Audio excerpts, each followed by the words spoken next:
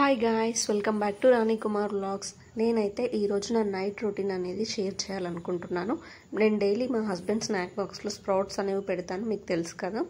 ఆ స్ప్రౌట్స్ కోసమే నేను ఎవ్రీడే నైట్ కొన్ని సీడ్స్ అండ్ బీన్స్ అనేవి అయితే సోక్ చేస్తాను. అందులో ఫస్ట్ వచ్చేసి శనగలు, నెక్స్ట్ వచ్చేసి ఏంటంటే పెసర్లు, నెక్స్ట్ ఏంటంటే సోయా బీన్స్. ఈ సోయా బీన్స్ అనేవి నాకు ఇవన్నీ ఏంటంటే నేను నైట్ 8 o'clockకి స్టార్ట్ చేశాను ఈ ప్రిపరేషన్ని. 8కి సోక్ చేసి పెడుతున్నాను. ఇవేంటంటే మినిమం 12 hours ఆర్ 10 hours అనేది మంచిగా సోక్ అవ్వాలి. అట్లా సోక్ అవుతేనే మనకి స్ప్రౌట్స్ అనేవి మంచిగా ఫ్రెష్గా వస్తాయి. స్ప్రౌట్స్ అనేవి ఒక మంచి ప్రోటీన్ సోర్స్. ఇవి డైలీ మార్నింగ్ తీసుకుంటే హెల్త్ అనేది చాలా బాగుంటుంది. వీటిపైన ఇక మనం లిడ్స్ అనేవి క్లోజ్ చేసి పెట్టేయాలి, లేకపోతే ఏమైనా వాలే ఛాన్స్ ఉంటుంది.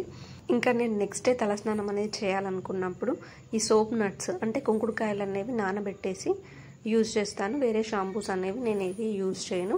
ఇక నైట్ ఉన్న గిన్నెలు అనేవి తోమేసి పెట్టుకున్నాను. ఎందుకంటే నైటే క్లీన్ చేసి పెట్టుకుంటే మనకు మార్నింగ్ కాస్త ఫ్రెష్గా ఉంటుంది. ఫ్రెష్ మైండ్తోనే డే అనేది స్టార్ట్ చేయొచ్చు. ఇక నేను మార్నింగ్ లేసేసి మా బయట కొంచెం ప్లేస్ ఉంటుంది, అదంతా క్లీన్ చేసి వాటర్ అనేవి పట్టేసి తుడిచేసాను. నెక్స్ట్ ఏంటంటే నేను ముగ్గు అనేది పెట్టుకుంటాను డైలీ. ఎందుకంటే ముగ్గు అనేది పెట్టుకున్నప్పుడు మనకు మంచిగా విలేజ్ వైబ్స్ అనేవి వస్తాయి.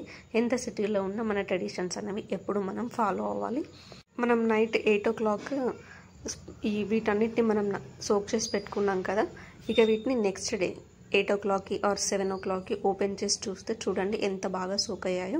ఇలా సోక్ అవ్వాలి. మినిమం వాటిని సోక్ చేయడానికి మనం 8 to 10 hours టైం అనేది తీసుకున్నాము. ఇలా తీసుకుంటేనే స్ప్రౌట్స్ అనేవి చాలా బాగా వస్తాయి. ఇక ఈ టైంలో మనం ఏం చేయాలంటే ఈ శనగలు ప్లస్ పెసర్లు ఉన్నాయి కదా, వీటన్నింటిని ఒక బౌల్లోకి తీసుకోవాలి. రెండింటిని ఒకే బౌల్లోకి తీసుకొని ఒక 2 times మంచిగా వాష్ చేయండి. ఇలా వాష్ చేయడం ద్వారా అందులో ఏమైనా డస్ట్ కానీ ఏదైనా ఉంటే మొత్తం పోతుంది. ఈ మొత్తం పోయిన టైంలో అందులో వాటర్ అనేవి ఏమి లేకుండా టోటల్గా డ్రైన్ చేసి పెట్టుకోండి. ఇప్పుడే అసలు ప్రాసెస్ అనేది స్టార్ట్ అవుతుంది. ఒక కాటన్ క్లాత్ని తడిపేసి ఈ సీడ్స్ నానబెట్టినటువంటి గిన్నె ఉంది కదా, ఆ గిన్నె పైన ఇప్పుడు ఈ వీడియోలో చూపిస్తున్నట్టు పైన కప్పేసి పెట్టేయండి.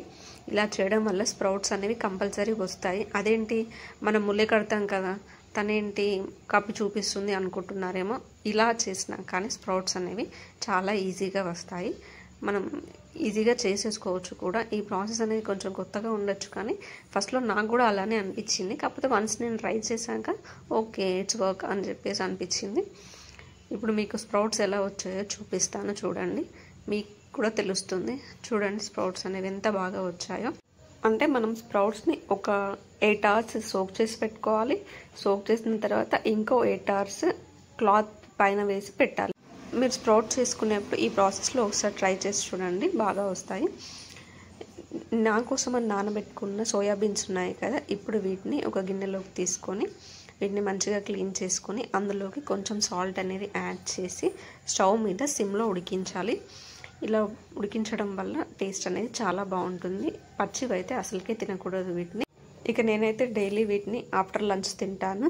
ఇలాంటి మంచి కంటెంట్ కోసం please subscribe. See you in the next vlog. Bye.